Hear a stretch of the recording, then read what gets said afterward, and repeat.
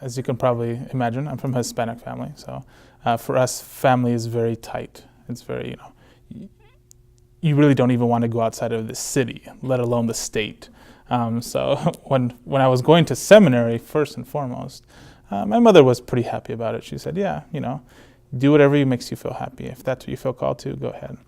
Funny enough, the biggest opposition I got was from my grandmother. And she just hated me, in a sense, going to the seminary because she wanted grandchildren. She wanted this, well, great-grandchildren. But she just hated the idea of me being a priest. And she always used to tell me, don't you want a wife? Don't you want family? Aren't you afraid you're going to be alone? And so she was actually the biggest kind of obstacle in my discernment.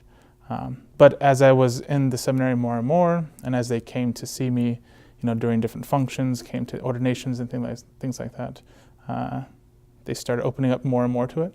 So everything was fine. I was going to stay in San Bernardino, I was going to stay in Southern California. Everything was fine. I wouldn't be, yet an hour away from my family, so I could come home and things like that. And so when I came home from Chicago, one of the breaks I had, and I actually spoke to my mother and said, I would be thinking about a religious vocation. Of course, that kind of turned everything upside down because she wanted me to stay in California. And then on top of that, I was saying, well, I'm thinking about joining the friars, the Franciscan friars, but the Franciscan friars in Chicago at that. So, of course, that was a big thing for her.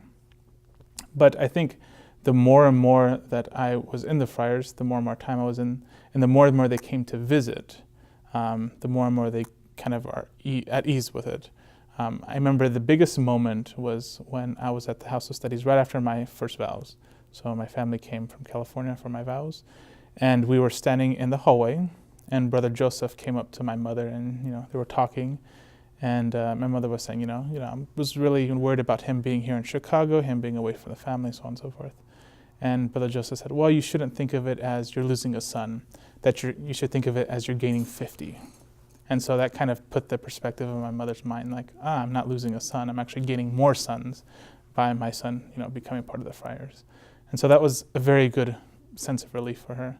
And so since then, they've been very, very, very supportive.